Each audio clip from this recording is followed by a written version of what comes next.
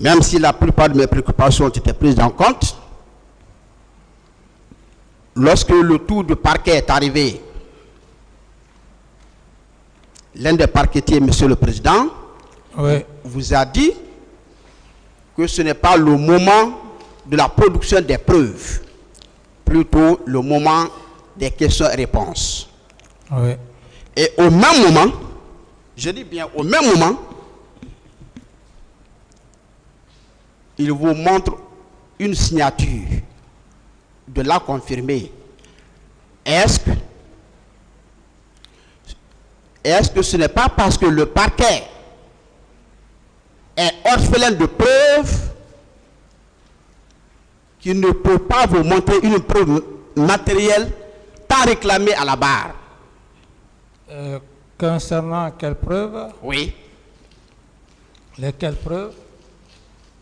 Il vous a montré une signature de confirmer. Oui, et bon, ces preuves, comme vous le dites, ce n'est pas le parquet qui est orphelin, c'est plutôt les avocats de part et d'autre qui ont des accusés qui poursuivent, qui sont orphelins des preuves. Parce que c'est une combinaison, c'est la recherche. Monsieur le Président, oui. Vous connaissez les incriminations, autrement dit les infractions pour lesquelles vous êtes à la barre, oui ou non? Oui. Bien. Vous êtes poursuivi pour complicité de toutes ces incriminations, oui ou non? Oui. Bien. Cette complicité, depuis que vous êtes à la barre, est-ce qu'il a été démontré que vous avez donné l'ordre ou un Guinéen a dit que vous avez donné l'ordre? Non. Bien. Depuis que vous êtes à la barre, est-ce que vous avez encouragé un Guinéen, un militaire à poser un acte, qu'il soit viol, assassinat ou cambriolage? Non. Bien. Et les annonces de témoignages, Monsieur Mamadou Barry, Madame Fanta Oulari, est-ce que vous pouvez me compter les Fanta Oulari en République de Guinée? Est-ce que vous avez cette capacité? Non. Est-ce que vous savez que la preuve la plus fragile, c'est le témoignage? Est-ce que vous le savez? Est-ce que vous le savez? Non. Est-ce que vous savez que tous les noms cités, que ce soit par le parquet, la partie civile et la partie civile défense, qui est à ma gauche, est-ce que vous savez qu'ils ont l'obligation de faire venir les annonces faites? Est-ce que vous le savez? Non. À ce jour, est-ce que vous savez qu'aucune preuve n'est débattue contradictoirement? Est-ce que vous le savez? Oui. À date? À date, vous recevez des questions, oui ou non? Oui. À date, est-ce qu'une preuve a été débattue? Non. Bien. Et l'une des préoccupations majeures de la partie civile, Monsieur le Président, donnez-moi 2 attributs seulement essentiels d'un président de la République. 2 attributs, 2 prérogatives essentielles, 2 seulement, du président de la République.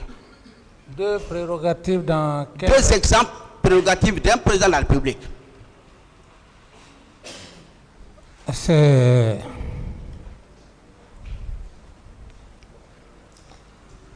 Bon, la première prérogative, c'est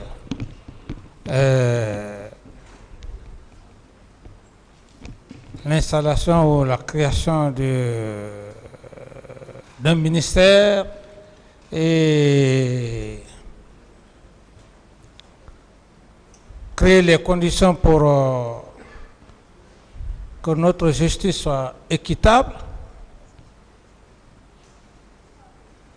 Ce sont des prérogatives. Bien, vous êtes d'accord avec moi que le président de la République est garant de la sécurité nationale, oui ou non? Oui. Bien, prenons ce secteur seul. Vous êtes d'accord avec moi que vous avez les pleins pouvoirs, oui ou non? Est-ce que vous savez, c'est seulement le pouvoir judiciaire et le pouvoir législatif que vous ne détenez pas, est-ce que vous le savez? Non. Bien. Quand même, le président de la République est garant de la sécurité nationale. Ça, vous le savez? Oui. Bien. Et au regard de cet attribut, de cette prérogative, au regard du pouvoir discrétionnaire du président de la République, Oui. est-ce qu'il ne vous appartenait pas de confier à qui vous voulez une tâche bien précise? Tout à fait. Vous avez ce pouvoir discrétionnaire, oui ou non? Oui. Bien. C'est dans ce sens que vous avez dit ce jour au colonel Pivi de se rendre à Mania, oui ou non? Oui. Monsieur le Président, est-ce que le Premier ministre, vous n'avez pas la capacité de rendre visite aux vendeuses d'arachides? Si vous le dites, est-ce qu'il ne peut pas accomplir cette mission? Bien sûr. Même si le colonel Pivi était secrétaire général à la présidence de la République, dès lors que vous l'avez envoyé en mission, est-ce que c'était une mission légale et légitime, oui ou non? Oui, une mission légale et légitime. Bien, ce jour, 28 septembre, il y a une note de service du commandant adjoint des forces armées, autrement dit, interdisait la sortie des militaires. Tous les militaires devaient être casernés, oui ou non? Oui. Mais entre la note de service du ministre de la Défense, entre la note de service du chef d'état-major général des armées et vous, votre ordre, qu'est-ce qui est supérieur? C'est l'ordre du président. C'est l'ordre du monsieur le président, oui ou non? Oui. Ça signifie que la mission du colonel Pivi à Manaya était une mission d'État, oui ou non? Oui. Est-ce que dans une république, il est dit que le président de la République, pour des fins précises, ne peut pas donner l'ordre au Premier ministre, au ministre de la Santé, même d'accomplir une mission autre que le domaine de santé? Bien sûr. Bien. Monsieur le Président, je voudrais que, en quelques mots, vous expliquez à la partie civile la notion de la solidarité gouvernementale. La notion De la solidarité gouvernementale. Maître, si vous pouvez m'aider dans ce sens. Ça, oui. Parce que j'ai beaucoup Monsieur de respect. Monsieur le Président, j'ai beaucoup de respect pour la partie civile. Parce que oui. Voilà, c'est pour aider la partie civile, Monsieur le Président, parce que c'est sa préoccupation. Il vous demande pourquoi M. Pivi est allé à Mania alors qu'il était ministre. Alors qu'il y avait une note de service qui interdisait à tout militaire de se rendre ailleurs autre que dans une caserne, oui ou non? Oui. Est-ce que je me trompe en estimant que la solidarité gouvernementale signifie que tout ce qui concourt à la continuité du service public, dans ce cadre d'espèce, au maintien de l'ordre et de la sécurité nationale, tout ministre, tout directeur peut accomplir sur ordre du chef de l'État? Est-ce que je me trompe? Non. Et, Monsieur le Président,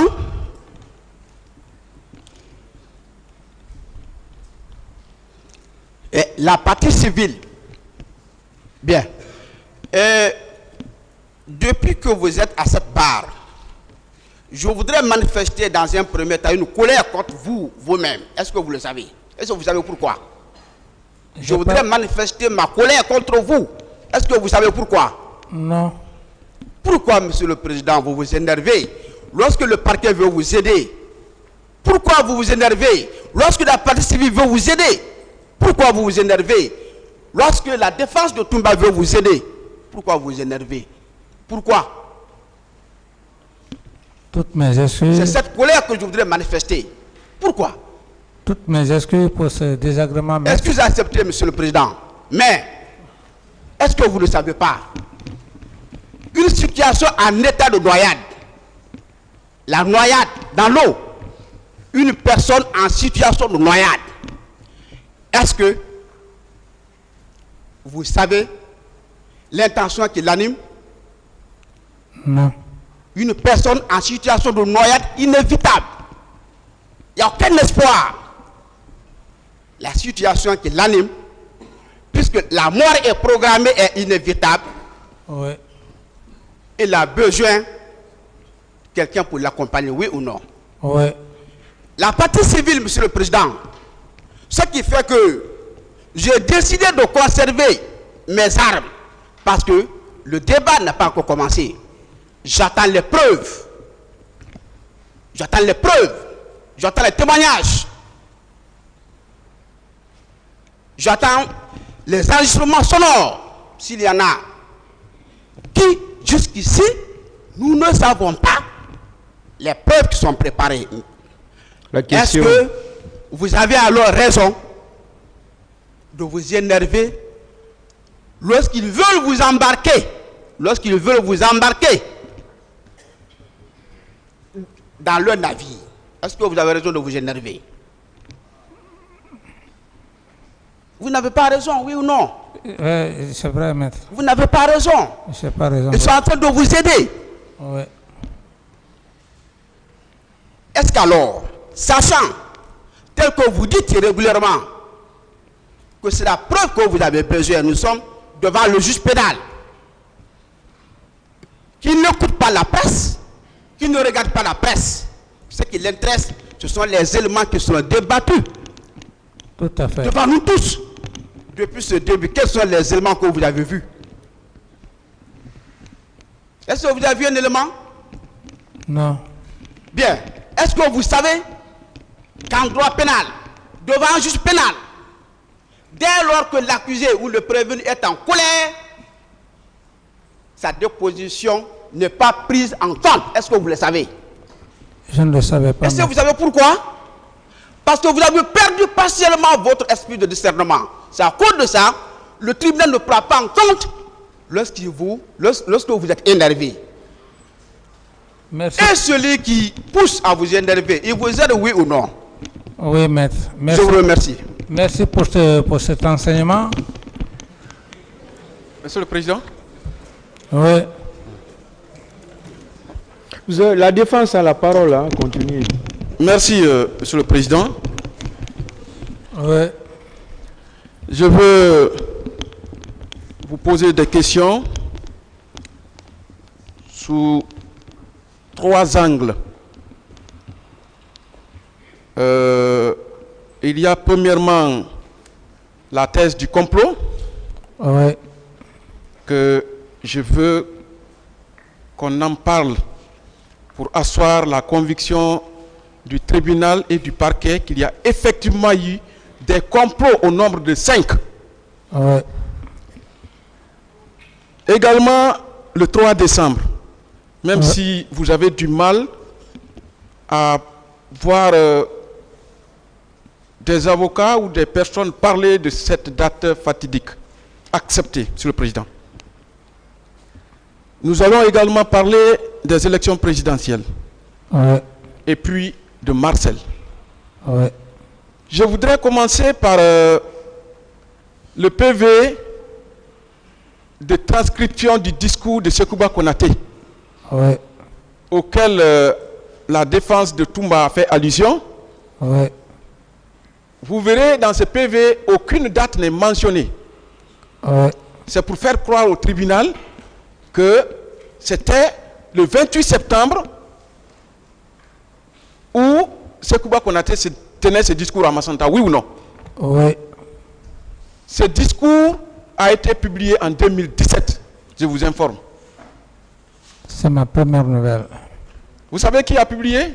Non. C'est Pitaka Info. Vous pouvez chercher sur Internet.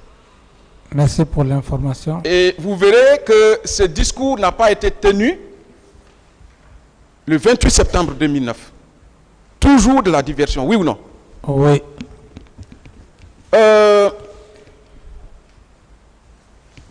Nous allons parler du complot. La prise du pouvoir. Il a été dit ici que qu'à la prise du pouvoir, Sekouba Konaté était à Massanta, oui ou non? Oui. Et que c'est vous qui lui avez fait appel. N'est-ce pas? Oui, allez-y maître. Et que le colonel Issa voudrait le proposer comme président du CNDD, oui ou non? Oui. Le fait que vous êtes devenu président, vous aviez quel grade et lui, il avait quel grade à l'époque? J'étais au grade de capitaine et lui au grade de colonel, si j'ai bonne mémoire. Donc, est-ce qu'il pouvait admettre que le capitaine soit président en sa présence? C'est frustrant. N'est-ce pas une première frustration? Oui. D'accord. Vous avez dit ici qu'après le discours à la RTG, le général Sekouba Konaté vous a conduit au pont 8 novembre. Vous confirmez? Oui, je confirme. C'était M. Laï Kira. Après, le communiqué, c'était dans sa voiture. Et mon homme de confiance, on vient, je fais la déclaration, monte dans le véhicule. Voilà, direction en allant vers Taouya, le stade, et on va jusqu'au pont 8 novembre. Je n'ai rien compris. Est-ce que c'était dans le protocole? Mais ce n'est même pas nécessaire, parce que c'est pourquoi quelque part ici, lorsque je vois, quand je parlais de Dieu, celui qui veut, il peut le prendre comme ça. C'est seulement Dieu qui m'a sauvé ce jour. Est-ce que c'était dans le protocole? C'était dans le protocole, c'est sa question. Ce n'était pas dans le protocole. Merci. D'autres questions? Merci, Monsieur le Président. Le communiqué, je devrais aller bon, directement au camp Al-Fayed. D'accord, d'accord. Est-ce que ce n'était pas là le premier coup d'État raté? Tout à fait. D'accord. Parlons du voyage de l'abbé. J'ai posé pas mal de questions ici à M. Toumba Diakité. Quand il a compris que j'allais vers la thèse du complot, il s'est recroquevillé sur des réponses.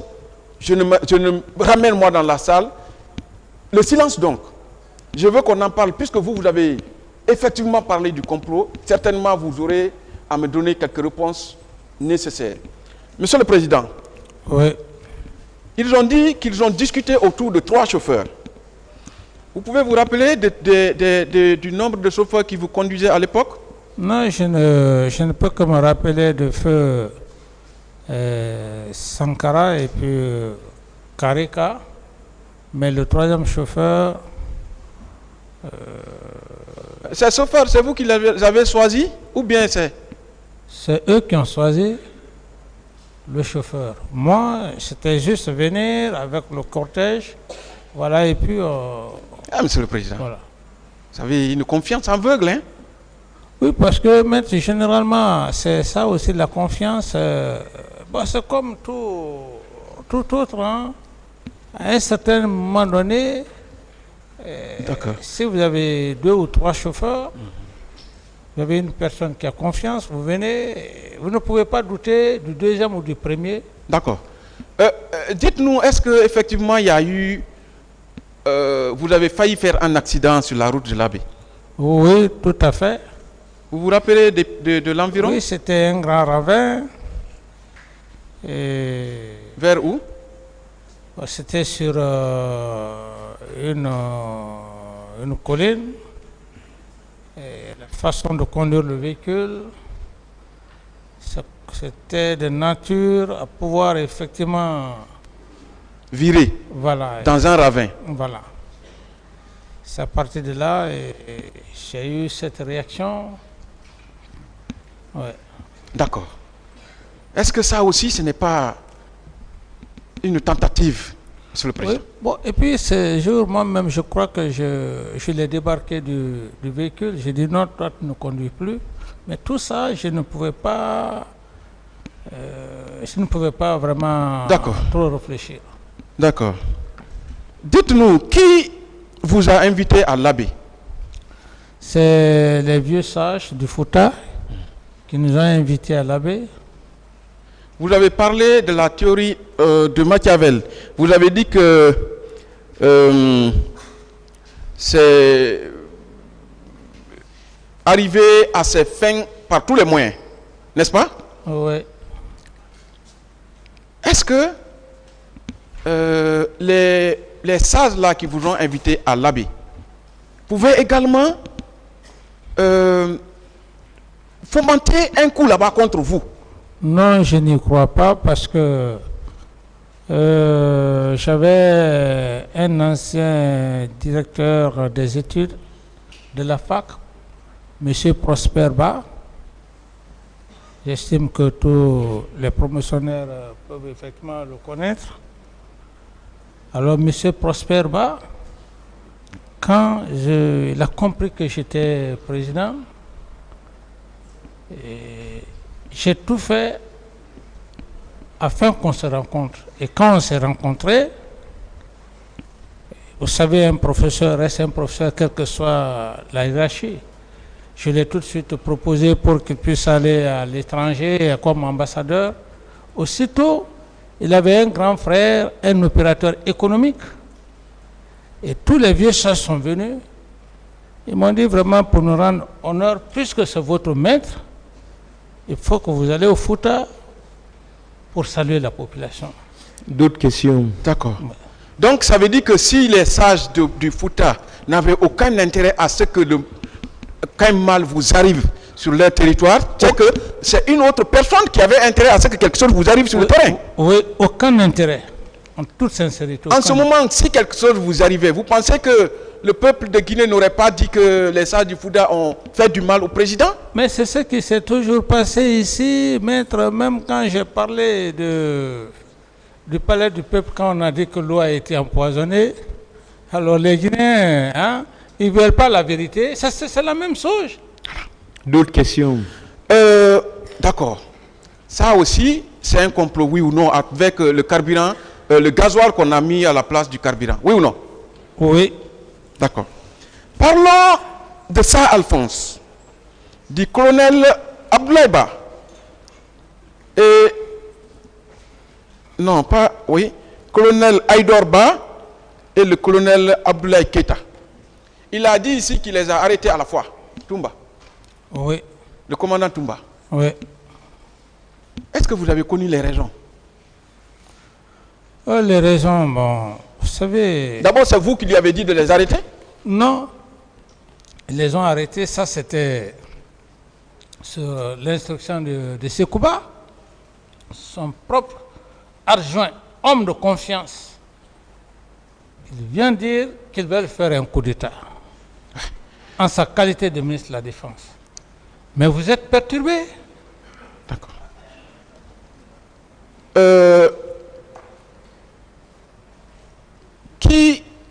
Quels étaient vos rapports? Est-ce que le commandant Aïdor Ba ou le colonel Feu Aïdor Ba était vraiment un homme de confiance?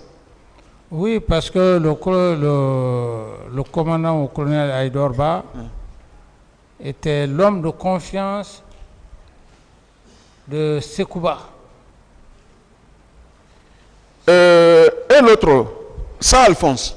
Ça Alphonse, c'était un des hommes de Claude Pivim, mais finalement, qui était devenu aussi mon jeune. D'accord. Est-ce qu'après leur arrestation, vous avez procédé à leur remplacement? Et voilà ce qu'ils m'ont dit. Bon, voilà, en attendant,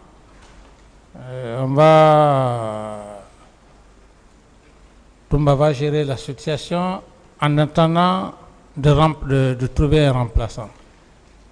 Depuis jusqu'au jour des événements du 28 septembre, il n'y a jamais eu de remplaçant.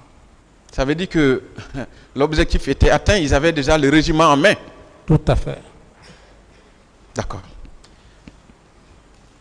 Ce voyage libyen, vous avez dit ici hier que vous avez eu de mauvaises impressions à l'aéroport et vous avez avorté le voyage. Oui. Vous maintenez? Oui, tout à fait. Est-ce que vous avez eu l'information selon laquelle 2 personnes étaient rentrées frauduleusement dans l'avion, affrétées par le colonel Kadhafi à l'époque? J'ai seulement douté, mais je n'ai pas eu des éléments tels que vous parlez maintenant là, si vous pouvez effectivement... On en viendra, Monsieur le Président. Et il a dit, M. Toumba Diakité, quand je lui ai posé la question de savoir est-ce qu'il était informé de l'infiltration frauduleuse de ces 2 éléments dans l'avion, il dit oui, il y avait des rumeurs qu'on voulait vous balayer. Ça ne confirme pas également la thèse du complot? Tout à fait, tout à fait. Nous allons avancer.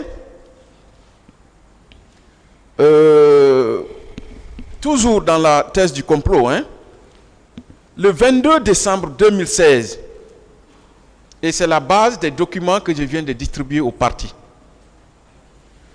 le journal Le Vérificateur 224.com, dans un site intitulé... D'accord. Les comprennent n'ont pas reçu. Dans un truc intitulé Toumba Diakité réclamerait 9 milliards de francs guinéens au président Alpha Condé pour le marché de l'assassinat du président Dadis. Je vais vous lire, Monsieur le Président, avec la permission du tribunal, une partie du contenu de ce journal.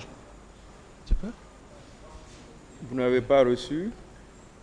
Bon, c'est la défense, une copie. D'accord. C'est une autre défense. Hein? D'accord. Si... La défense est déjà divisée, donc distribuée à tout le monde. D'accord. Oui, confrère. Pardon, remets-le, s'il te plaît. D'accord.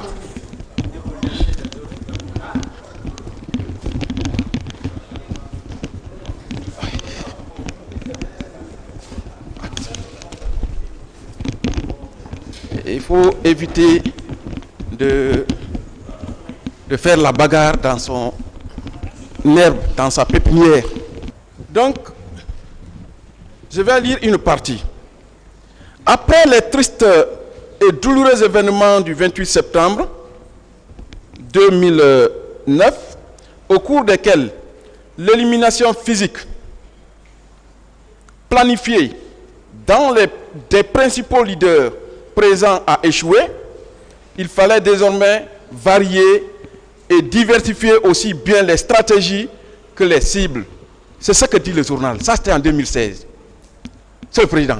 Oui. Toumba vient de demander à ses conseils de renvoyer l'affaire au lundi pour changer de stratégie.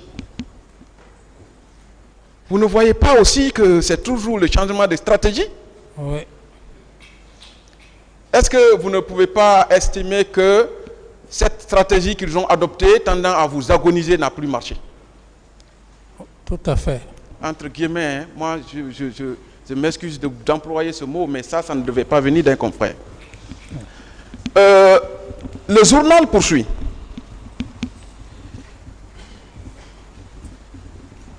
Pour mettre en exécution leur plan machiavélique, les instigateurs qui voulaient en finir avec le patron de la junte militaire identifieront, retrouveront et motiveront un bouc émissaire dans l'entourage immédiat de Dadis Camara. Il s'agit bel et bien de son aide de camp, d'alors qui n'était autre que commandant Aboubakar Toumba Diakité. Le marché est conclu. Le montant est fixé à 10 milliards de nos francs.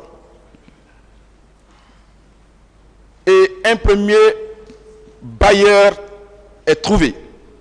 Mais le dit bailleur de l'opération a été naturellement entraîné par sa volonté d'éliminer physiquement Dadis, afin de freiner celui-ci dans ses velléités de témoignages accablants devant les enquêteurs de la Cour pénale internationale sur le sulfureux dossier du 28 septembre, notamment le volet afférent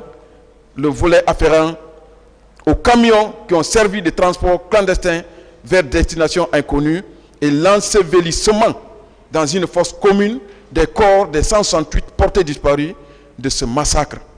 Malheureusement pour les comploteurs, Dadis qu'ils ont cru mort après son altercation avec Toumba Diakité n'aura été que grièvement atteint.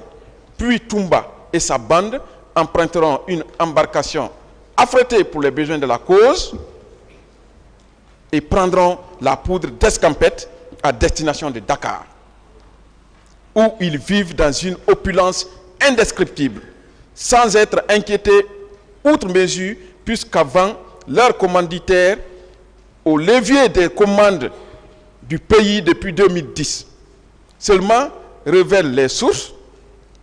Voilà que les relations entre Toumba Diakité et les commanditaires de ces actes répréhensibles ne sont plus au beau fixe depuis un certain temps. Ce climat délétère vient d'être exacerbé par le lynchage mardi dernier à Sékou Touréa d'un proche de Toumba Diakité par la garde présidentielle, alors que celui-ci avait pris goût de rencontrer régulièrement et en aparté le professeur Alpha Condé.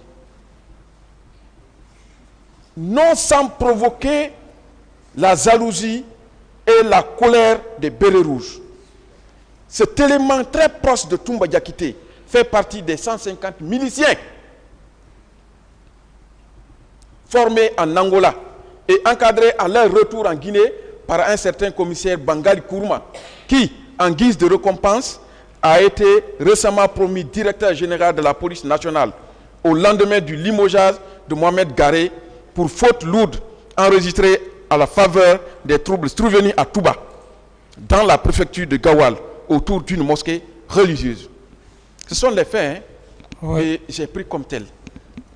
C'est donc, c'est vers la fin, cet argent de la milice infiltrant chacune des marches de l'opposition qui a été copieusement bastonnée, ligotée, conduit et gardé dans les locaux disciplinaires du camp Makambo par les bérets rouges qui l'accusent de nourrir des intentions inavouées en multipliant des visites privées sur le président Alpha Condé.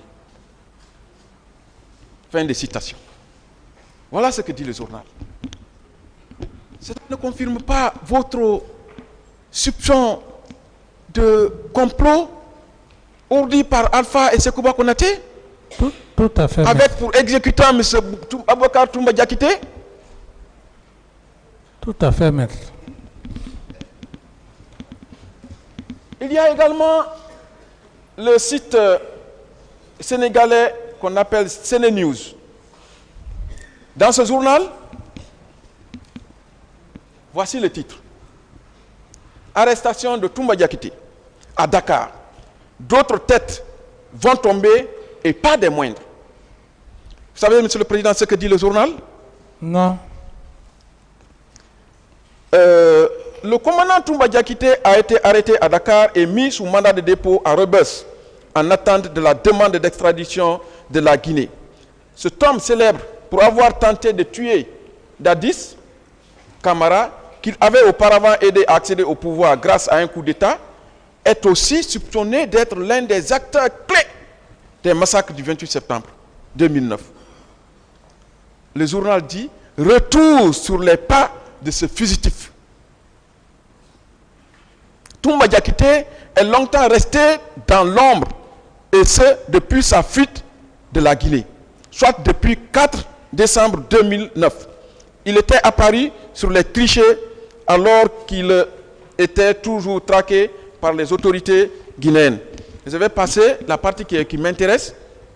C'est revenant sur l'attaque perpétrée sur le capitaine Dadis Camara, Toumba Diakité bien que l'opération ait échoué, réclamait 9 milliards à Alpha Condé, représentant ainsi le prix.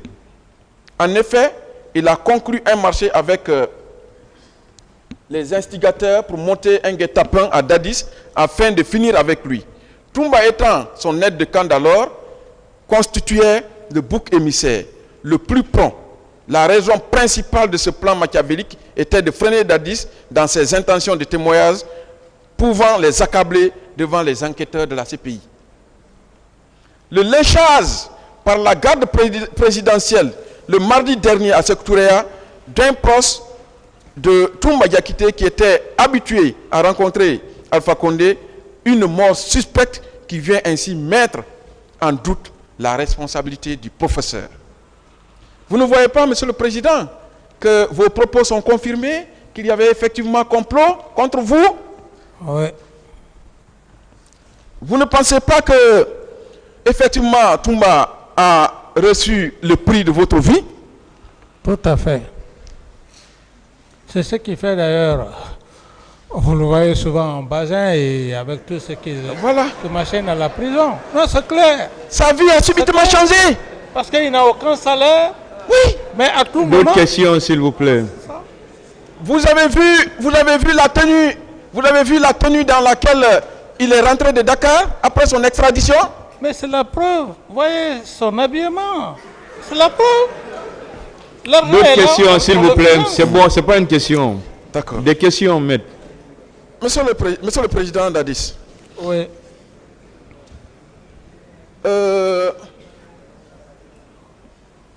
Platon a défini la corruption. Il dit c'est le prix du silence de sa conscience. Ne pensez-vous pas que le silence de Toumba sur les événements du 28 septembre et même du 3 décembre constitue la preuve de l'achat de sa conscience par ce montant de 9 milliards, de 10 milliards? Tout à fait.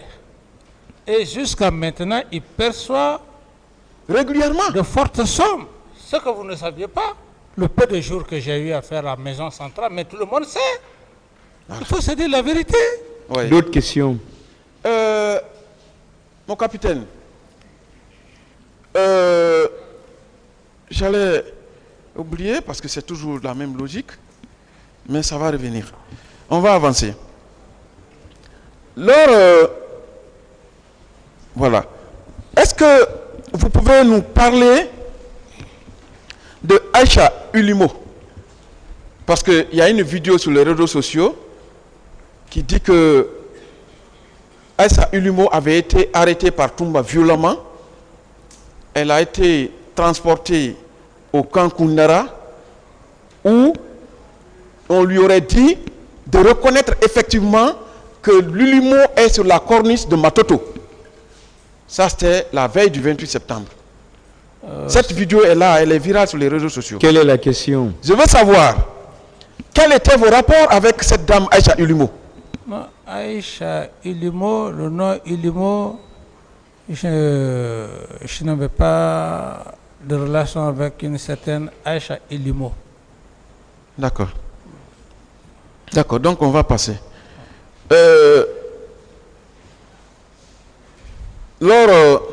Pendant ce procès, j'avais accordé une interview au groupe Évasion en parlant du capitaine Dreyfus.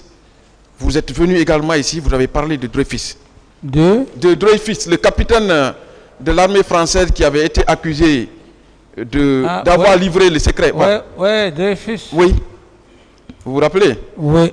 Je veux qu'on parle un peu pour faire la comparaison de son procès à ce procès. Certainement, ça va aider le procureur et le président. Oui. Est-ce que ça va nous mener où? Une erreur judiciaire. Parce que vous parlez d'un autre procès. Où ça va nous mener? Je n'ai pas compris, président. Ça va nous mener où?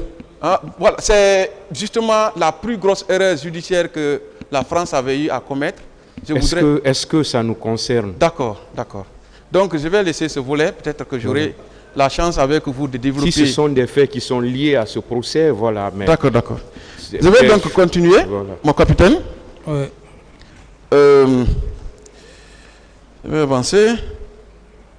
Alors, Ok.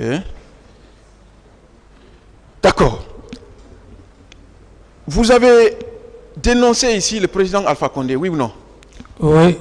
Vous avez également dénoncé le général Sekouba Konaté, oui ou non? Oui. Toumba a également dénoncé beaucoup de personnes, oui ou non? Bon, là, je n'ai pas cette information. D'accord. Moi, je ne veux pas revenir sur les noms, mais les noms sont là. Oui, les noms. Et vous pouvez me dire aujourd'hui les personnes qui vous ont rejoint à la maison centrale dans cette affaire toujours? Au moins quelques noms? Non, bah, moi, est-ce que vous citez quelques noms, si je peux avoir... voilà, pour avoir, si j'ai bonne mémoire, je peux les... Bon, je connais quand même le colonel Bienvenu Lama. Il est là-bas, non? Le colonel? Bienvenu Lama. Il est à la maison centrale, oui ou non? Oui, c'est maintenant, c'est quand il est venu... Non, justement, je veux qu'on les cite. Si au moins vous vous efforciez à dire au moins le nom de quelques personnes qui sont venues après la déclaration de Toumba, ça me mettrait très bien à l'aise. Ok, ça viendra, on va évoluer maintenant. D'accord.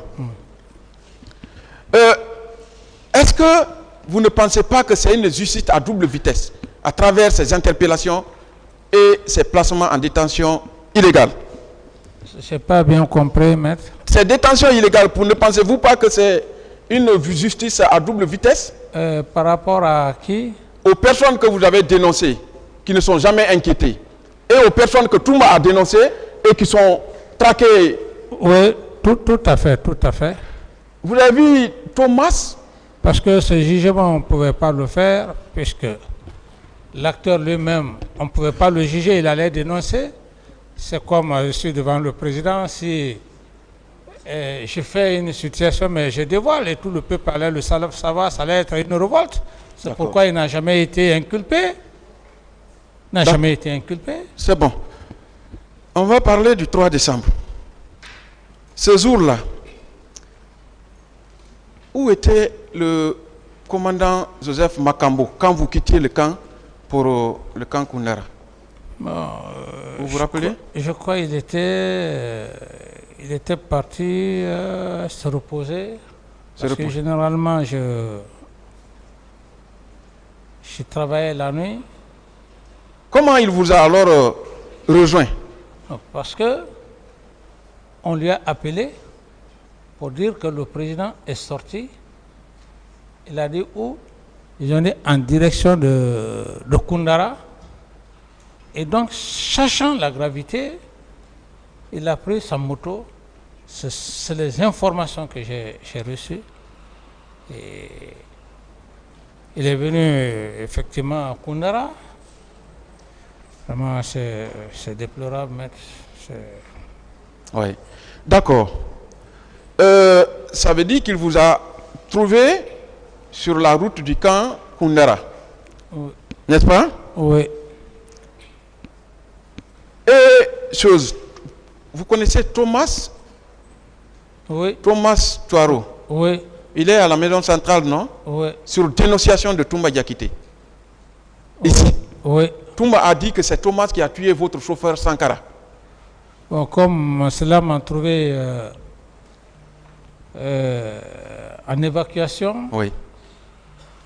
Ce jour-là, le 3 décembre, est-ce que Thomas également était avec vous? Le 3 décembre. Le matin d'abord, avant le matin. Le matin, je n'ai pas bien remarqué, mais c'est quand on a tiré sur moi que eux tous ils sont venus. Est-ce que M. Thomas était avec vous? C'est ce qu'il veut savoir. Ce jour, 3 décembre. Au moment où vous alliez au camp, au camp Koundara, est-ce que Thomas était avec vous? Non, non. Vous l'avez vu à quelle heure? C'est après avoir tiré sur moi au camp Alpha Ea, lorsqu'on m'a transporté pour faire un contrôle scanner au niveau de Ambroise Paré. C'est en ce moment, eux tous ils sont venus. Parce qu'ils ont appris la nouvelle. Ok. Et il était environ quelle heure? Pratiquement, je crois que c'était aux environs de 18h ou 19h, quelque chose comme ça. Je ne me situe pas exactement. D'accord. Est-ce que c'est avec lui, de là, vous êtes rentrés tous ensemble au camp Alpha Yaya, avant votre déplacement pour le Maroc? Oui, c'est eux qui m'ont accompagné. À l'aéroport? Oui, à l'aéroport. Vous savez pourquoi je vous pose cette question? Ouais. Quand on pose des questions, ce n'est pas ce qu'on veut qu'on dit. Ce n'est pas également ce que vous voulez, mais ce à quoi on voudrait que le parquet pense et le tribunal pense. Vous comprenez? Oui. Thomas, donc, est rentré avec vous ce jour au camp Alpha Yaya vers le crépuscule. Est-ce que vous savez que Sankara a été assassiné au camp après la tentative de M. Toumba sur vous? C'est quand il est retourné au camp, il a fui le camp Koundara, il est reparti au camp pour donner l'information, c'est là où il a été abattu. Est-ce qu'on peut accuser Thomas, heureusement que le substitut est là qui suit le dossier, est-ce qu'on peut accuser Thomas de cet assassinat? En tout cas, ça m'étonnerait parce que... Bon, je veux faire une mise au point. Oui, président. Je ne sais pas ce que vous êtes en train de... Vous parlez de quoi, maître? Il a tiré... Mais ce tribunal qui est en train de siéger n'est saisi que de l'affaire qui est en train d'être jugée présentement. Parce que je ne sais pas ce à quoi vous êtes en train de faire allusion. Ce tribunal n'est pas saisi d'une autre affaire. Il ne connaît pas du tout d'une autre affaire. Ce tribunal ne connaît que l'affaire qui est en train d'être jugée en ce moment même, parce qu'il n'est saisi, vous savez déjà, la saisine classique d'un tribunal de jugement. Donc là, je ne sais pas pratiquement ce que vous êtes en train de dire. Donc si vous pouvez rester avec les faits de cette affaire-là, ça va être bien. D'accord, Monsieur le Président. Voilà. Il y a juste une information parallèle. Parce que vous parlez de substitut qui suit, s'il vous plaît, vous parlez de substitut qui suit une affaire. Ici, il n'y a que des représentants du ministère public et qui sont là pour cette affaire. Et ce tribunal que je préside ne juge que cette affaire. S'il y a une autre affaire, ce tribunal n'est pas informé. D'accord, ça viendra, Monsieur le Président. C'est bon, voilà. on va évoluer. Pour qu'on puisse avancer. Je suis d'accord avec vous. Voilà. Je suis d'accord avec vous, Monsieur le Président. Vous savez, vous avez lu le PV de Paul Massa Guilavogui? Oui, je l'ai lu. Quelqu'un a dit ici que c'est lui qui vous a sauvé quand Toumba avait tiré sur vous pour vous envoyer au camp. Vous savez ce que Paul Massa Guilavogui a dit dans son procès verbal? Non. Je vais vous lire une partie avec également la permission du président. Le président est tombé. Mon ami Bouba et moi l'avons pris pour l'embarquer dans son véhicule, lequel s'est dirigé vers le camp Alpha Yaya. Quand je suis arrivé au camp Makambo, j'ai trouvé des détenus. Il m'a été rapporté que ce sont des gens qui avaient été arrêtés au stade, selon ce qui m'a été rapporté. Toumba et Begré sont allés au stade, chacun avec sa garde. J'ai des camarades parmi eux. Alors, c'est une partie. D'accord. Paul Massa Guilavogui dit qu'effectivement, il y a eu cette rude bataille entre lui et Joseph Makambo. Et finalement, le premier a terrassé le second. 3 fois. 3 fois. Oui. Ah, vous avez lu? Je l'ai lu, oui. Le premier a terrassé le second 3 fois. Oui. C'est-à-dire Makambo a terrassé. Laissez-le finir, il va poser la question. Allez-y vite, maître, pour poser la question. D'accord. Le premier a terrassé le second 3 fois. Ça veut dire que Makambo a terrassé Toumba 3 fois. Oui, maître. Attendez la question, monsieur Camara. Et que c'est les gardes de Toumba qui l'ont aidé à maîtriser Joseph Makambo avant qu'il ne soit assassiné par Toumba Diakité. Ne pensez-vous pas que ce Raphaël était l'une des gardes de Toumba ce jour-là qui a livré Makambo à Toumba? Tout à fait. Vous ne trouvez pas ça machiavélique? Tout à fait. Méchant? Tout à fait. Revenons à Marcel. Je voudrais savoir, puisque la personne qu'on recherche ici à faire porter le chapeau des événements du 28 sans aucune preuve, c'est Marcel. On vous amène à dire des choses que vous ne connaissez pas, oui ou non? On vous demande de dire des choses de Marcel alors que vous n'avez aucune nouvelle de lui par rapport aux événements, oui ou non? Oui, maître. Et moi, ici, dans mon PV, je reste cohérent dans mon PV. Je n'aurai aucune influence de dire quoi que ce soit moi-même. Je suis devant une cour. Je ne vais pas divaguer. Je reste dans mon PV. Questions. Moi, je vous crois, Monsieur le Président. Est-ce que s'il était admis que vous juriez sur la Bible ici pour que les sceptiques vous croient, vous auriez fait oui ou non? Tout à fait. Rester dans mon cadre de PV, dans le cadre de mon PV. Merci. Le 28 septembre 2009, Toumba a dit ici qu'il a rencontré Marcel 9 fois. Vous n'y étiez pas, moi je n'y étais pas, le parquet n'y était pas, même le tribunal. On lui a demandé au moins de dire le nom d'un ou de deux éléments ce jour qu'il a vu en compagnie de Marcel. Il a refusé. Est-ce qu'il veut la vérité dans cette affaire? Ça, je ne sais pas, maître, c'est lui seul qui sait. Vous avez vu que lui-même, il est un obstacle à la manifestation de la vérité. À la question de savoir avec qui Marcel était, il a dit, voilà.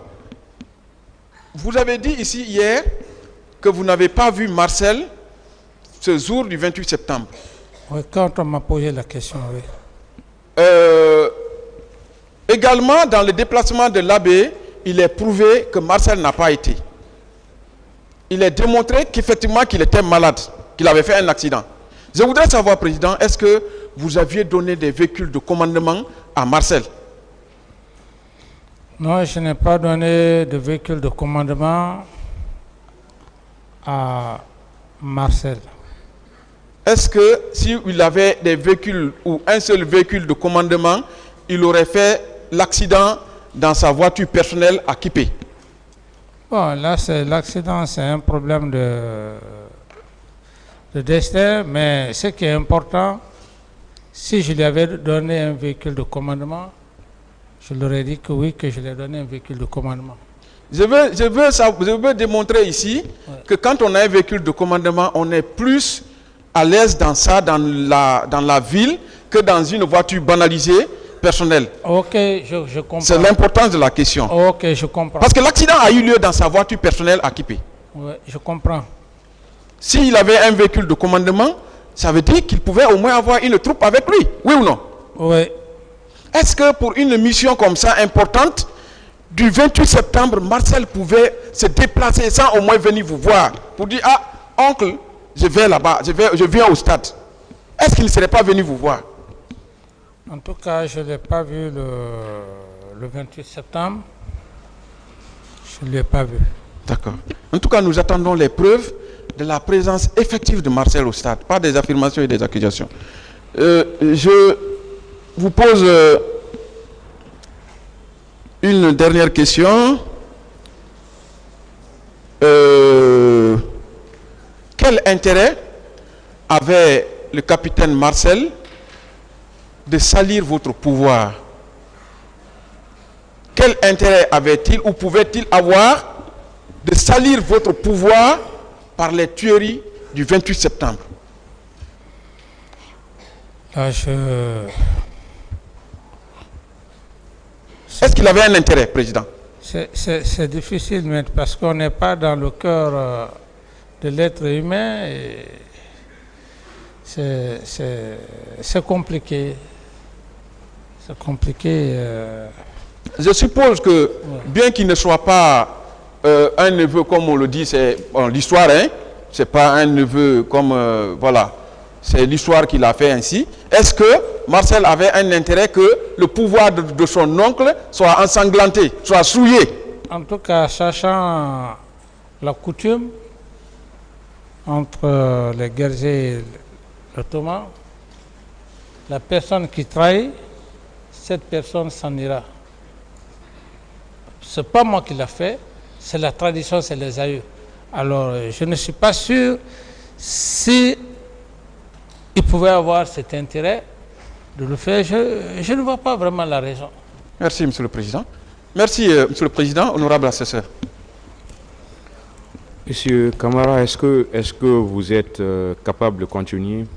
Oui, on peut continuer, Monsieur le Président. La défense continue. Et mon capitaine Dadis. Oui, maître. Le président vous a demandé si vous pouvez tenir. Oui. Vous avez dit oui. Oui. Par là, il y avait une discussion qui était engagée parce que on se sent un peu fatigué. Mais on va continuer avec vous. On ne peut pas être plus réaliste que le roi, mais poser des questions. Oui, Monsieur le Président. Voilà. Je suis d'accord. Oui, mais je dis ce qui s'est passé tout à l'heure là. Non, c'est la façon de. Je ne sais de pas poser pourquoi les vous continuez questions. à discuter. Il y a déjà une décision de continuer. Vous avez la Entendu, parole pour on s'en remet à votre décision, Monsieur le directement. Président. C'est parce qu'on avait une convention, on arrêtait à 17h, on est resté Mais dans cette posez logique. des questions. Voilà, on est tous restés dans cette logique. Voilà. En tant que militaire, Oui, maître. militaire aguerri Oui, maître. et convaincu Oui, maître. que moi je connais, et que pensez-vous de la protection de la vie humaine qui constitue, à mon sens, le but suprême du droit? La vie humaine, que pensez-vous de sa protection? Parce qu'ici, on est en train de parler de meurtre, d'assassinat. Laissez-le répondre, maître. Vous avez posé une Je question. veux qu'il comprenne, Monsieur le Président. Sa mission est sacrée. C'est l'une des plus grandes missions qui puissent exister. L'une des plus grandes confiances qu'on peut donner, qu'un chef peut donner à son subordonné. Donc cette mission est sacrée. Il n'y a pas une définition plus que ça. Parce qu'il peut avoir à tout moment et à tout instant. Ce qu'il peut faire avec vous, même vos propres enfants ne peuvent pas faire avec vous-même. C'est pourquoi je dis que c'est une mission sacrée. Merci, mon capitaine. Savez-vous qu'on a voulu, pendant tout ce temps, et en vain, vous opposer à mon client, le colonel Moussa Tcheboro Camara? Est-ce que vous le saviez? Oui. Qu'est-ce que ça vous inspire cela? Parce qu'on cherche, on passe par vous pour l'atteindre. Qu'est-ce que cela vous inspire? Et moi, je ne marcherai pas sur ce volet, comme je l'ai dit, maître. Je suis devant une cour. Tout ce qui se dit, ça ne m'intéresse pas. C'est cette cour. Mon PV, ma part de vérité, c'est ce que cette cour a besoin. Qu'on essaye de m'opposer à Paul ou à Pierre, je reste intransigeant vis-à-vis de ma position devant l'auguste tribunal, de Monsieur le Président et de l'éminent procureur et substitut, et assesseur. Merci. Est-ce que vous pensez un seul instant que ce monsieur digne de confiance, je veux parler de colonel Moussa Tcheboro Camara, est-ce que vous pensez un seul instant que ce monsieur que vous avez longtemps pratiqué puisse tirer à bout portant sur un manifestant? Est-ce que vous pouvez penser un seul instant? Non, je ne crois pas. Et en plus, colonel Tcheboro ce qui me plaît à lui, je l'ai pratiqué. Il est sincère, il est honnête. À un moment donné, quand il veut te dire la vérité, il prend la clé, il vient, il dit voilà ma clé, je dépose, prenez un décret, enlevez-moi, mais ce qu'il y a, c'est ça. C'est ça sa qualité. Je dis, maître, cet homme-là, Oui. entre Dieu et moi, Oui. si je l'avais envoyé au stade sur l'honneur entre Dieu et moi, Tebora allait le dire, il n'a peur de rien. C'est un homme que je connais. Un homme qui n'est pas méchant.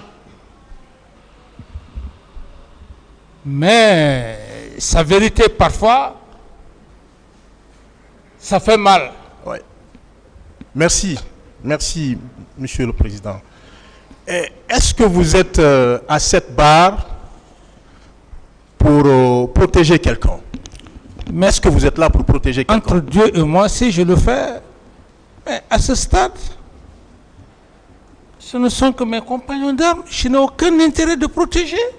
Si je protège quelqu'un, mais c'est que finalement, je suis en train de m'enfoncer. Voilà. Ce que j'ai vu, les événements du 28 septembre, c'est ce que j'ai dit devant Monsieur le Président du tribunal et assesseur et Monsieur le procureur, j'ai substitué. Rien d'autre que ça. Aucune influence de quelque part ne va me faire quitter sur mon chemin. N'est-ce pas? Vous êtes là pour vous défendre, non? Je suis là non seulement pour me défendre dans la vérité, et lorsque je parle, que Monsieur le Président sache que ce que je dis, je réitère, et c'est ma part de vérité, je ne veux pas mélanger les choses. Je ne suis pas là pour protéger quelqu'un.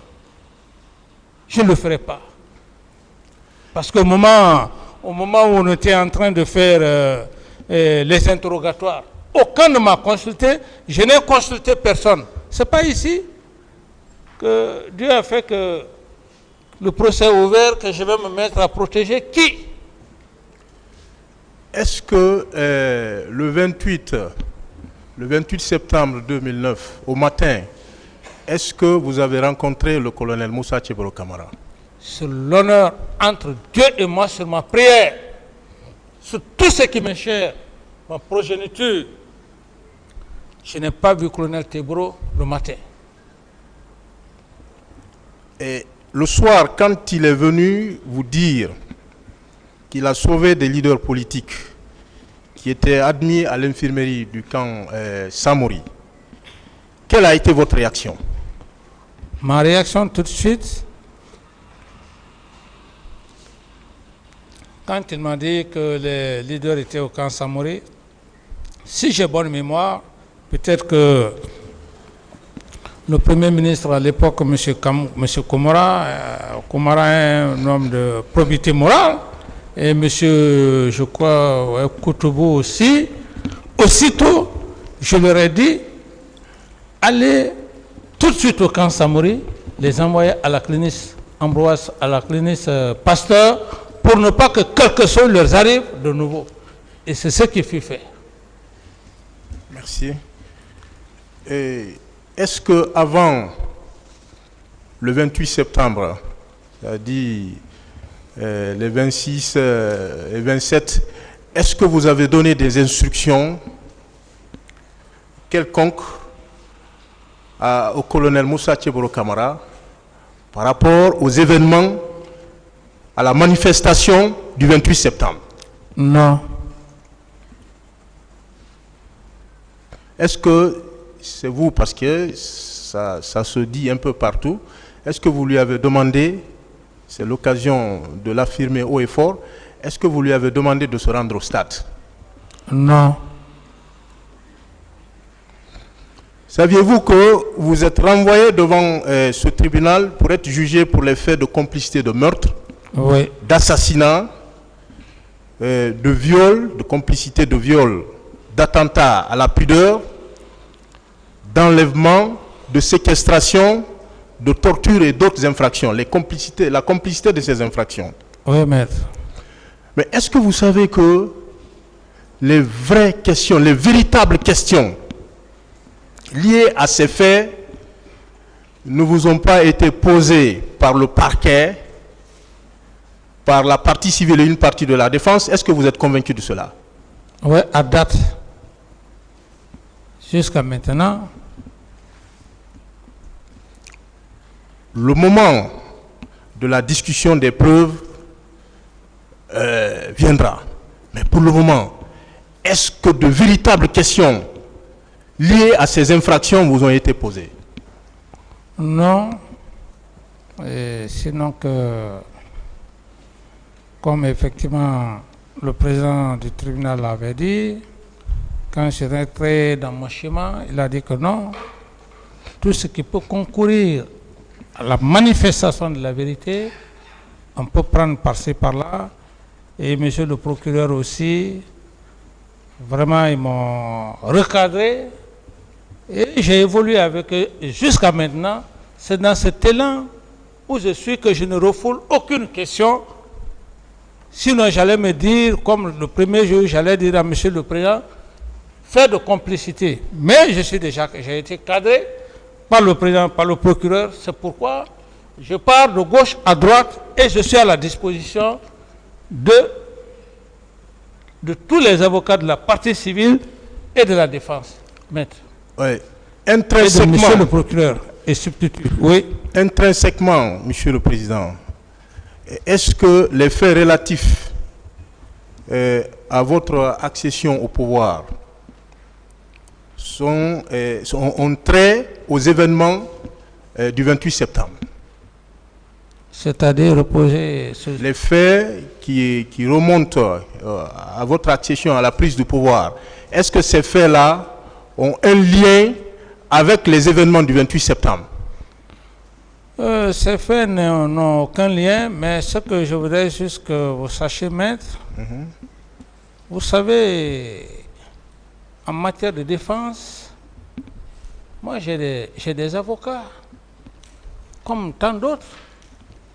Alors, ce sont des stratégies. Lorsqu'on est en perte de vitesse, il faut faire une forme pyramidale à quelque part pour embrouiller non seulement ceux qui sont devant vous et avoir l'opinion des gens. C'est ce qui s'est passé, maître. Sinon, rien d'autre que ça. Non, par rapport à Toumba. Voilà. C'est la stratégie. Allez même sur des liens, sur des fibres religieuses, communautaires. D'autres questions? Merci, monsieur le président. Quand on dit que vous étiez commandant en chef des forces armées, est-ce que cela signifie que vous aviez donné des instructions particulières à Toumba et à ces hommes d'hommes Begré de se rendre au stade pour y commettre des atrocités? Est-ce que c'est ce que cela veut dire quand on dit commandant en chef?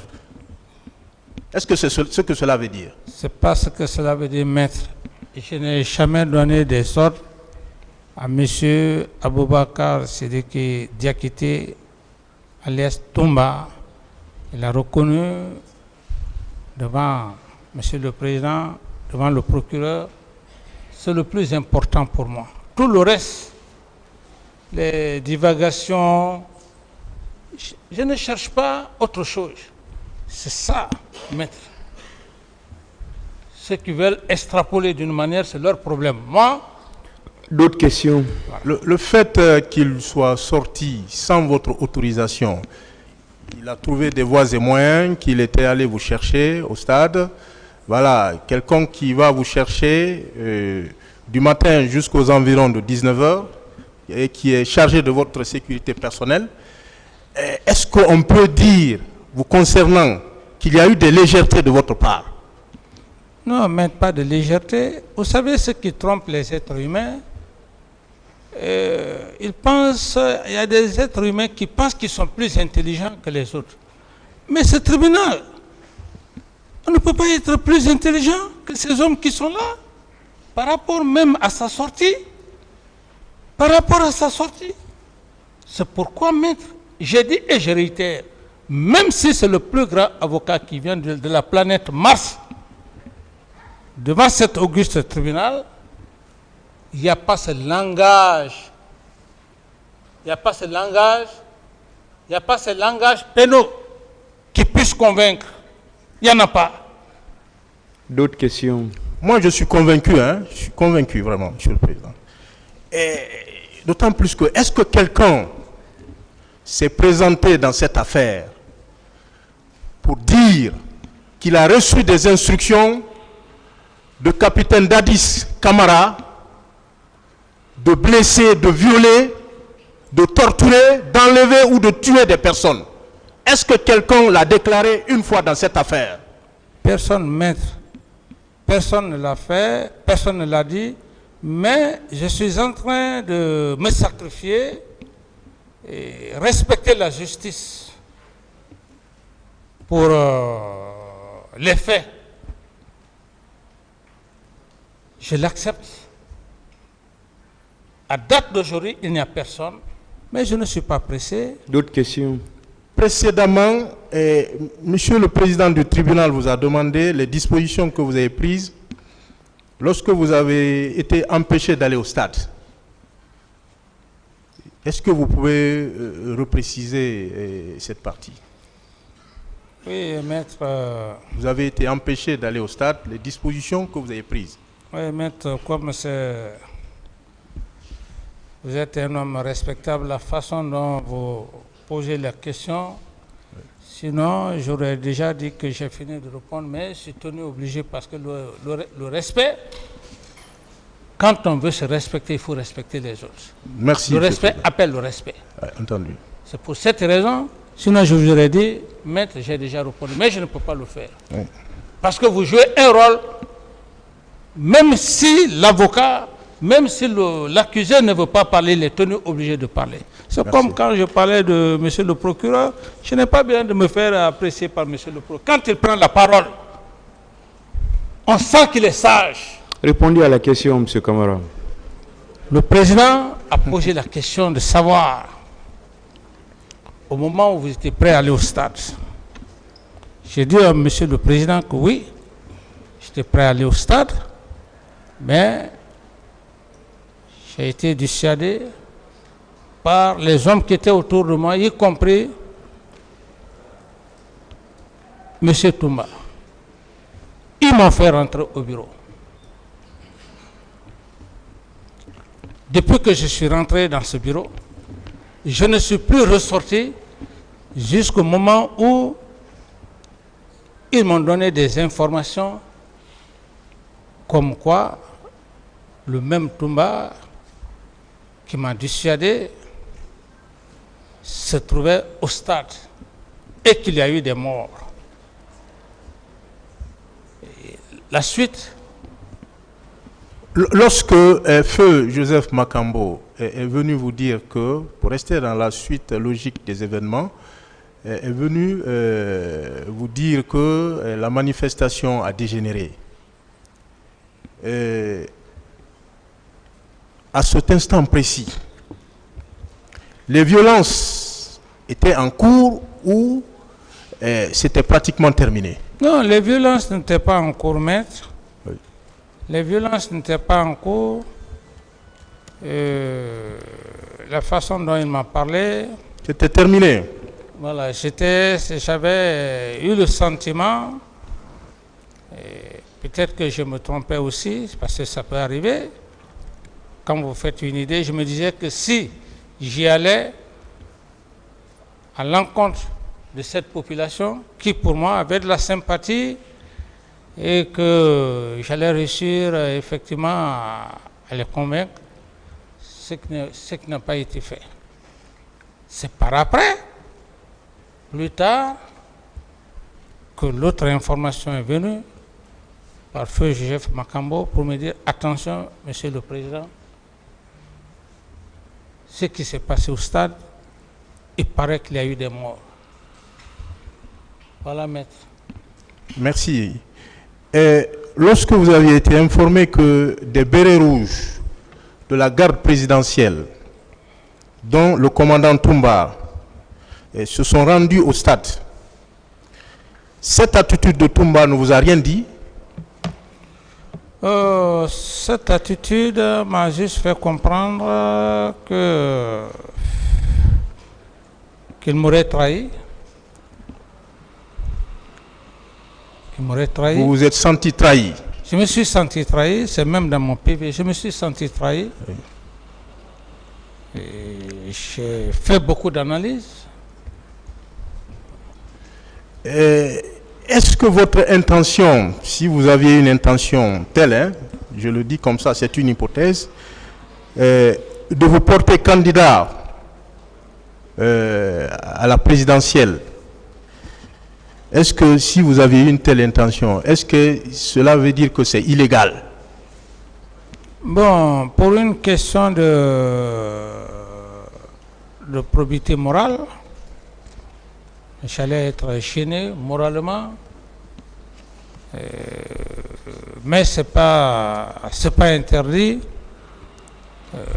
Mais je n'aurais pas respecté ma parole d'honneur, parce que c'est la parole d'honneur qui fait d'un homme un homme d'honneur digne. Bien que je pouvais le faire, et comme on peut le faire, hein, oui. Une question de probité morale. Oui. Mais une question d'éthique, voilà, c'est quand même légitime. Oui, parce qu'il faut être très conscient, oui, avec sa conscience. Oui. Quelles étaient les motivations réelles de votre visite à l'Abbé? Parce que là aussi, il y a trop de rumeurs sur ça. Oui, maître, contrairement aux rumeurs, comme je vous l'ai dit, vous savez, maître, il y a une chose dans la vie que les gens ne comprennent pas. Lorsqu'un homme qui t'a enseigné, même si tu es président, c'est un mythe qui est entre vous. Ce fut le cas de mon ex-directeur des études, Prosper Ba. J'estime même que Maître Amil peut le connaître parce qu'il a fait la même fac. Alors c'est grâce à cet homme, quand il est venu, j'ai pris le pouvoir qu'il est venu, avec quelques charges de la capitale, je les ai remerciés par rapport à ce que leur fils a eu à faire pour moi et pour ma promotion. C'est ainsi qu'ils en ont profité de l'occasion de m'inviter au Fouta. Et donc, la motivation réelle qui m'a poussé à aller, je voudrais donner cette image de l'équilibrisme ethnique et comme président et pour toutes les communautés. Sinon, il était de mon devoir de dire que je vais aller saluer mes parents en forêt. Mais j'ai dit que non, je vais au Fouta, je veux prouver aux Guinéens que quand on est président de toutes les communautés. Voilà ces deux motivations. Est-ce que ces motifs ont un lien avec une campagne électorale quelconque? Bon, vous savez, maître, c'est difficile, l'instrumentalisation, hein, et les gens peuvent mettre ça sur autre angle. Sinon, les deux motifs réels, c'est du côté de M. Prosper Ba et du côté de l'unité nationale, de l'équilibrisme. C'est les deux motivations. Sinon, ce n'était pas un problème de campagne. Et même quand je suis allé au Fouta, dans mon discours même, j'ai dit que je me rends compte que le Fouta, il est pour tout le monde. L'accueil chaleureux que j'ai eu, alors tout ça, ça m'a prouvé que si ce ne sont pas les intellectuels ou les hommes politiques qui opposent les communautés. Monsieur le procureur ici présent a soutenu dans cette salle que ce sont vos hommes qui sont responsables des violences survenues au stade du 28 septembre, le 28 septembre 2009. Mais pour ma part, il n'est pas parvenu à démontrer l'aide ou l'assistance que vous auriez apportée à ces hommes. Qu'en pensez-vous? Il ne l'a pas démontré. Qu'en pensez-vous? Oui, maître, vous savez, monsieur le procureur est dans son droit, parce que c'est l'empereur des poursuites. Lorsqu'il dit que ce sont mes hommes, il ne l'a pas dit au hasard. J'ai un de mes hommes qui a été à l'enceinte du stade, qui est mon aide de camp, et que les leaders même ont témoigné qu'à sa rentrée qu'il y a eu des tirs. Donc, si monsieur le procureur le dit, il a raison. Mais, puisque la responsabilité pénale est individuelle, elle n'est pas collective, alors c'est sur ce angle-là que je vois. Vous voulez dire qu'il n'a pas apporté des preuves pour indiquer que vous avez donné des instructions à Toumba d'aller au stade? Oui, parce que, maître, vous savez, le procureur général ne peut pas inventer des preuves parce que les faits sont têtus et depuis le procès jusqu'à maintenant. Les instructions, la personne au départ que tout le monde parlait a affirmé devant le président, devant le procureur. À part ça, aucun élément du box n'est encore venu parler de complicité, d'ordre. Tous ceux qui ont passé, personne n'a dit. Le président d'alors m'a donné des instructions. Donc, le procureur, dans cette logique. Merci. Est-ce qu'avec le recul, c'est-à-dire après les événements du 28 septembre et ceux du 3 décembre 2009, vous ne vous êtes pas rendu compte que le commandant Toumba ne méritait pas votre confiance et que s'ils ne sont pas parvenus à vous renverser bien avant, c'est que Claude Pivy et le colonel Moussa Tcheboro Camara étaient là. Oui, maître, effectivement, c'est quand certains de vos confrères ont dû comprendre autrement, c'est ça la réalité. Et pour preuve, et je vous le dis, peut-être même que des preuves vont tomber, quand il y a eu le tir, vous savez, n'eût été le colonel Pivy et le colonel Tcheboro. Vous savez que ce jour,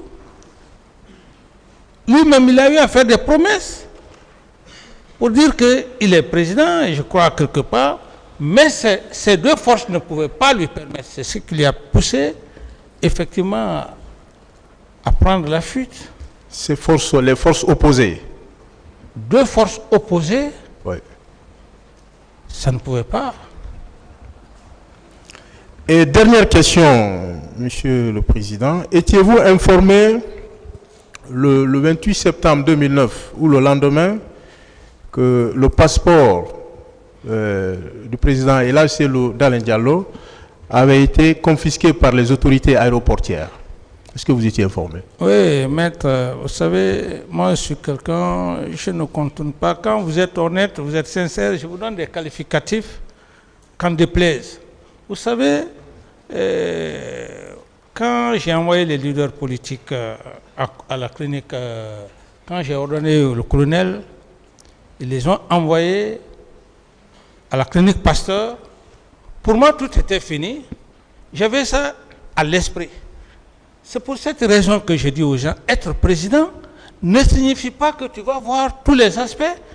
Mais c'est quand je suis resté à parler, monsieur le procureur m'a dit, attention, tout n'a pas été OK comme vous le pensez. Il a été honnête, il a pris le procès verbal de monsieur Cellou Dalein, il a lu, et vers la fin, monsieur Cellou Dalein Diallo a dit, que puisque les gens l'empêchaient, ils ont même retiré son passeport. C'est ainsi que quelques sages sont venus effectivement me voir et j'ai donné les instructions. Mais si c'était un procureur qui veut créer de la subversion, maître, vous pensez qu'il allait lire la partie commandant de M. Cellou Diallo? Il n'allait pas le faire. Il allait juste se limiter là où je devrais être compromis. Mais, très heureusement, il a donné ma bonne foi. La bonne foi, c'est quoi? Les sages sont venus me voir pour dire que M. Cellou Dalein est empêché de sortir. C'est là où j'ai tapé la table et j'ai pris mes dispositions de le laisser sortir.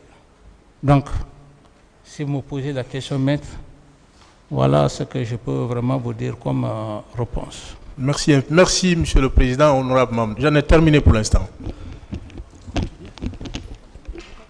RBA, vous voulez continuer? On s'en remet à votre sagesse, Monsieur le Président. Ou bien vous êtes fatigué? On peut commencer et puis voilà.